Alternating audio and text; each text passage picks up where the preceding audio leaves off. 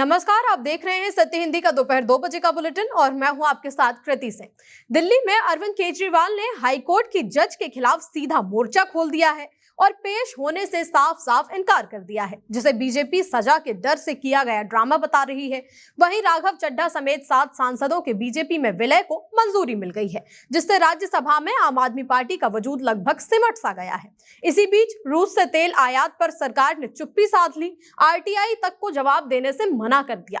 International मोर्चे पर Abbas Araghchi रूस पहुंचकर जंग बड़ी रणनीति बना रहे हैं, लेकिन ईरान ने नया प्लान भी अमेरिका को भेज दिया है, जिसमें साफ है कि शर्तें तो ईरान की ही होंगी। इन्हीं खबरों पर इस बुलेटिन में बात करेंगे, लेकिन पहले देखते हैं 5 बड़ी खबरें। केजरीवाल का ऐलान, जज के सामने नहीं होंगे पेश, बीजेपी बोली बहाने बना रहे। राज्यसभा सभापति ने दी 7 बागी आम आदमी पार्टी सांसदों को बीजेपी में विलय की मंजूरी। रूस से तेल आयात पर सरकार चुप, आरटीआई को इनकार, रणनीतिक कारण बताए। रूस पहुंचे अरागची, पुतिन से मुलाकात, मिडिल ईस्ट जंग पर बड़ा मंथन। इंटरव्यू में भड़के ट्रंप, पत्रकार ने पढ़ा मैनिफेस्टो, ट्रंप बोले मैं रेपिस्ट नहीं। दिल्ली के पूर्व मुख्यमंत्री अरविंद केजरीवाल दिल्ली हाईकोर्ट में पेश नहीं होंगे। केजरीवाल ने सोमवार को दिल्ली हाईकोर्ट की जस्टिस स्वर्णकांता शर्मा को चिट्ठी लिखकर कहा है कि आबकारी मामले में सीबीआई की अपील याचिका पर वो खुद या फिर उनके वकील पेश नहीं होंगे। केजरीवाल ने एक वीडियो भी पोस्ट किया। इसमें उन्होंने कहा कि जस्टिस स्वर्णकांता शर्मा जी से न्याय मिलने की मेरी उम्मीद टूट चुकी है। अपनी अंतरात्मा की आवाज सुनते हुए, गांधी जी के सिद्धांतों को मानते हुए और सत्याग्रह की भावना के साथ मैंने फैसला किया है कि मैं इस केस में उनके सामने पेश नहीं होऊंगा और कोई दलील भी नहीं रखूंगा। केजरीवाल ने कहा कि जस्टिस स्वर्णकांता के दोनों बच्चे केंद्र सरकार के लिए काम करते हैं। सॉलिसिटर जनरल तुषार मेहता उनके बच्चों को केस सौंपते हैं, इसलिए अब इनसे न्याय की उम्मीद मुझे नहीं बची है। अरविंद केजरीवाल के जज के सामने पेश न होने के फैसले पर बीजेपी ने जोरदार हमला बोला है। दिल्ली बीजेपी अध्यक्ष वीरेंद्र सचदेवा ने इसे संविधान और लोकतंत्र पर हमला बताया है। उनका कहना है कि कोई भी आरोपी ये तय नहीं कर सकता कि उसका केस कौन सा जज सुनेगा और केजरीवाल सजा के डर से राजनीतिक ड्रामा कर रहे हैं। केजरीवाल सजा के डर से बहाने बनाते जा रहे हैं। वहीं इस पूरे विवाद में आम आदमी पार्टी भी पीछे नहीं है। आम आदमी पार्टी सांसद संजय सिंह ने जज के कथित आरएसएस कनेक्शन पर सवाल उठाते हुए केजरीवाल के सत्याग्रह को सही ठहराया। गौरतलब है कि इससे पहले दिल्ली हाईकोर्ट ने जज को केस से हटाने की मांग खारिज कर दी थी और कहा था कि लगाए गए आरोप ठोस सबूतों पर नहीं बल्कि सिर्फ आशंकाओं पर आधारित हैं। अब ये मामला सिर्फ कानूनी नहीं बल्कि सियासी जंग बनता जा रहा है, जहां अदालत के बाहर बयानबाजी और आरोप प्रत्यारोप तेज हो चुके हैं। राज्यसभा के सभापति ने आम आदमी पार्टी के 7 सांसदों को बीजेपी में शामिल होने की मंजूरी दे दी है। इसके साथ ही आधिकारिक अधिसूचना भी जारी कर दी गई है। इस बड़े राजनीतिक घटनाक्रम के बाद संसद के ऊपरी सदन में ताकत का समीकरण बदल गया है और बीजेपी की स्थिति और ज्यादा मजबूत हो गई है। इस फैसले के बाद राज्यसभा में बीजेपी सांसदों की संख्या बढ़कर 113 हो गई है, जिसमें 5 मनोनीत सदस्य भी शामिल हैं। वहीं आम आदमी पार्टी के अब राज्यसभा में केवल 3 ही सांसद रह गए हैं। अब सवाल ये है कि क्या ये टूट आम आदमी पार्टी के भविष्य पर बड़ा असर डालेगी और क्या बीजेपी इस नए राजनीतिक समीकरण का पूरा फायदा उठा पाएगी?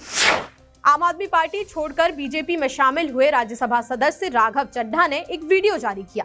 उन्होंने इसमें आपको छोड़ने के कारण बताए। राघव चड्ढा ने कहा कि मैं एक चार्टर्ड अकाउंटेंट हूं, मेरे सामने बेहतरीन करियर था, मैं उसे छोड़कर राजनीति में आया। उन्होंने कहा कि मैं जिस पार्टी को 15 साल तक खून पसीने से सींचता रहा, उसने मुझे काम करने से रोका, संसद में बोलने से रोका जाता है। ये राजनीतिक दल आज चंद भ्रष्ट लोगों के हाथ में रह गई है, जो देश के लिए नहीं बल्कि अपने निजी फायदे के लिए काम करते हैं।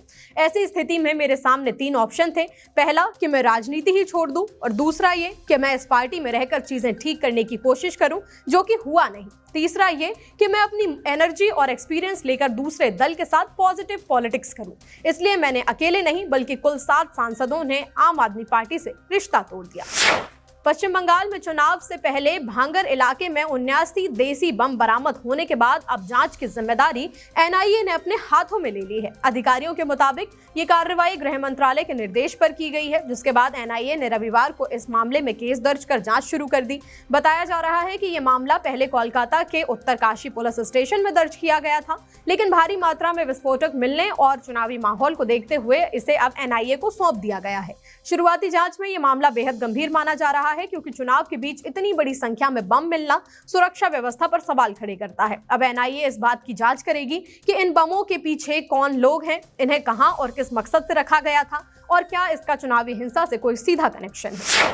रूस से भारत के तेल आयात को लेकर मांगी गई जानकारी पर सरकार ने साफ साफ इनकार कर दिया है। पेट्रोलियम मंत्रालय के तहत आने वाली petroleum planning and analysis cell (PPAC) ने कहा है कि ये डेटा कमर्शियल और गोपनीय है, इसलिए RTI के तहत साझा नहीं किया जा सकता।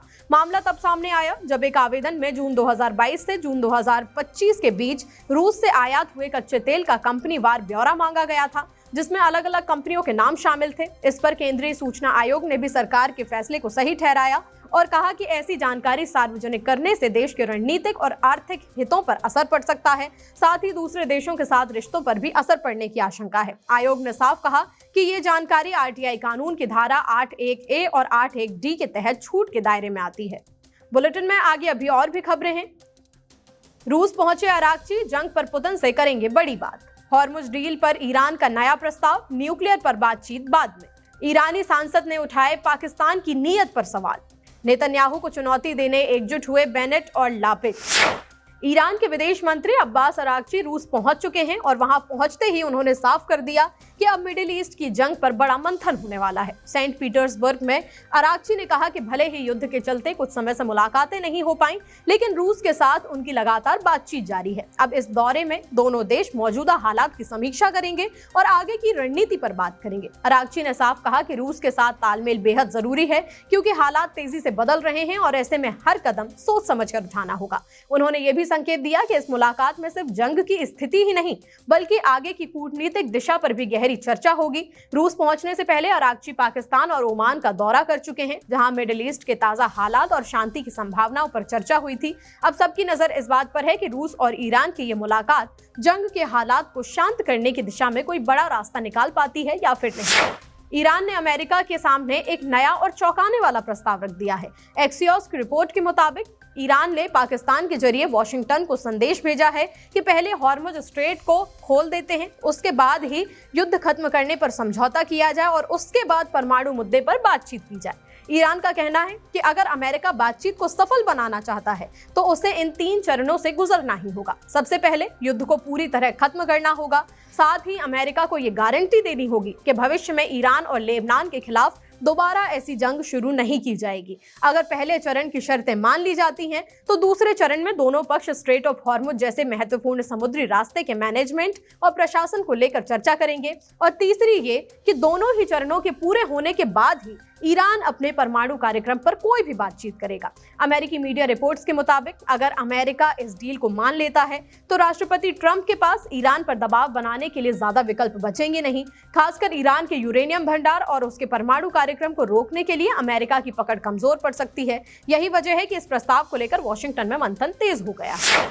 ईरान के एक सांसद ने पाकिस्तान की मध्यस्थता पर बड़ा सवाल खड़ा कर दिया है। इब्राहिम रजीजी ने साफ कहा कि पाकिस्तान भले ही दोस्त और पड़ोसी है, लेकिन वो निष्पक्ष मध्यस्थ नहीं बन सकता, क्योंकि उसका झुकाव अक्सर अमेरिका की तरफ ही रहता है। उन्होंने आरोप लगाया कि पाकिस्तान अमेरिका की आलोचना करने से बचता है और कई मुद्दों पर उसकी नाकामियों को खुलकर सामने नहीं लेकर आता। इस बयान ने उस समय हलचल बढ़ा दी है जब ईरान के विदेश मंत्री अब्बास अरागची लगातार शांति वार्ता को आगे बढ़ाने में जुटे हुए हैं और हाल ही में दूसरी बार इस्लामाबाद पहुंचकर आसिम मुनीर और अन्य नेताओं से बातचीत भी कर चुके हैं। अमेरिका में व्हाइट हाउस कॉरेस्पॉन्डेंट्स डिनर पर हमले के बाद दिए इंटरव्यू में राष्ट्रपति ट्रंप का गुस्सा फूट पड़ा। CBS न्यूज की पत्रकार नोरा जब हमलावर के मैनिफेस्टो का हिस्सा पढ़ रही थी, तभी ट्रंप भड़क उठे और उन्होंने पत्रकारों को भयानक लोग तक कह दिया। दरअसल हमलावर कॉल एलन ने अपने मैनिफेस्टो में ट्रंप पर गंभीर आरोप लगाते हुए आपत्तिजनक बातें लिखी थी, जिन्हें ऑन एयर पढ़े जाने पर ट्रंप ने कड़ी आपत्ति जताई और साफ कहा कि मैं ना रेपिस्ट हूं और ना ही पीडोफाइल, मेरा इससे कोई लेना देना नहीं है। इंटरव्यू के दौरान ट्रंप ने हमलावर को कट्टरपंथी, एंटी क्रिश्चियन और बीमार दिमाग वाला व्यक्ति बताया। उन्होंने कहा कि यह हमला नफरत भरे माहौल का नतीजा है और इसके लिए उन्होंने डेमोक्रेट नेताओं के बयानों को जिम्मेदार ठहराया। इस पूरे घटनाक्रम के बाद अमेरिका में राजनीतिक हिंसा और सुरक्षा व्यवस्था को लेकर एक बार फिर से तीखी बहस शुरू हो गई है। NBC की रिपोर्ट के मुताबिक ईरान के हालिया हमलों से अमेरिका के कई सैन्य ठिकानों को पहले बताए गए आंकड़ों से कहीं ज्यादा नुकसान पहुंचा है। रिपोर्ट में दावा किया गया कि पर्शियन गल्फ के कम से कम 7 देशों में मौजूद अमेरिकी base, warehouse, command centre, aircraft hangar, runway और रडार सिस्टम तक निशाने पर आ गए। यहां तक कि सैटेलाइट कम्युनिकेशन सिस्टम और कुछ सैन्य विमान भी क्षतिग्रस्त हुए हैं। रिपोर्ट के मुताबिक ईरान ने खास तौर पर अमेरिका के मिसाइल डिफेंस सिस्टम को कमजोर करने के लिए हाई वैल्यू रडार सिस्टम को टारगेट किया। हैरानी की बात यह भी सामने आई कि एडवांस एयर डिफेंस होने के बावजूद भी कई ईरानी हमले उसे भेदने में सफल रहे। यहां तक कि ईरान के पुराने F-5 विमान के इस्तेमाल ने भी अमेरिकी सुरक्षा तैयारियों पर सवाल खड़े कर दिए हैं। हालांकि अमेरिकी रक्षा विभाग ने अब तक नुकसान की पूरी जानकारी सार्वजनिक नहीं की। नेतन्याहू को कुर्सी से हटाने के लिए इस्राएल के 2 पूर्व प्रधानमंत्री एकजुट हो गए हैं। पूर्व प्रधानमंत्री नफ्तली बेनेट और यायर लापिड ने अपने अपने राजनीतिक दलों का विलय कर एक नया गठबंधन बना लिया है, जिसका नाम रखा गया है टुगेदर लेड बाय बेनेट। दोनों नेताओं ने साझा प्रेस कॉन्फ्रेंस में इसे ऐतिहासिक कदम बताते हुए कहा कि अब इस्राएल में बंटवारे की राजनीति खत्म करने का वक्त आ गया है और देश हित में एकजुट होकर चुनाव लड़ना जरूरी है। इस गठबंधन के तहत यश एतिड और बेनेट की नई पार्टी एक साथ चुनाव लड़ेंगी। चुनाव अक्टूबर तक होना माना जा रहा है कि इस कदम से इस्राएल की सियासत पूरी तरह बदल भी सकती है।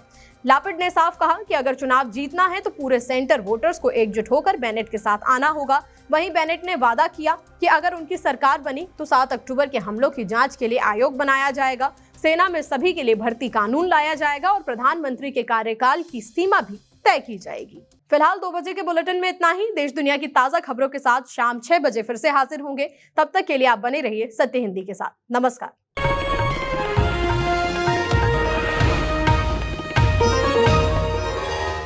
Copyright disclaimer under Section 107 of the Copyright Act 1976. Allowance is made for fair use for purposes such as criticism, comment, news reporting, scholarship, and research. Fair use is a use permitted by copyright statute that might otherwise be infringing.